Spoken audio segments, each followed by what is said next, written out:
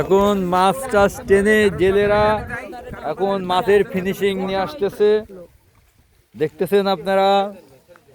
এখানে অনেক দর্শক আছে, সব দর্শক এনারা লক্ষ লক্ষ লোক মাছ ধরা দেখতেছে। আমাদের হান্নান মামা মুরব্বী এখানে আছে, ইঞ্জিনিয়ার শহীদ। এই যাই যাই মাছ পড়ে গেল। না না না না না না মাছ পড়ে গেল ওই পাশটা।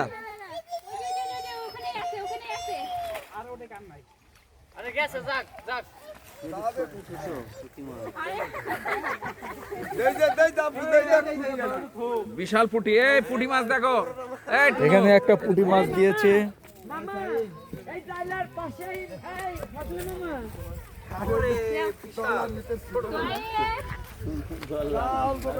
শোল মাছ তো নাই দেখছি, সব এইদিকে চলে আসে।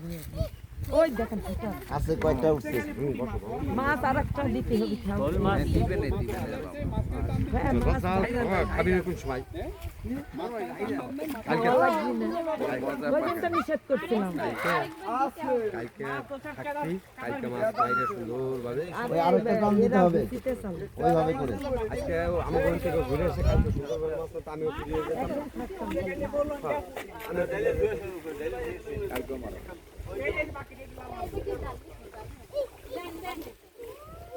একবারে ডাইরেক্ট বালতির ভিতর দিয়ে দেন। এখানে পুঁটি মাছের এই যে একটা কই মাছ, এরা কেউ দেখতেছে না, এটা হেঁটে চলে যাচ্ছে কই মাছটা। এটা দেশি মাছ, সব গুঁড়ো মাছগুলো।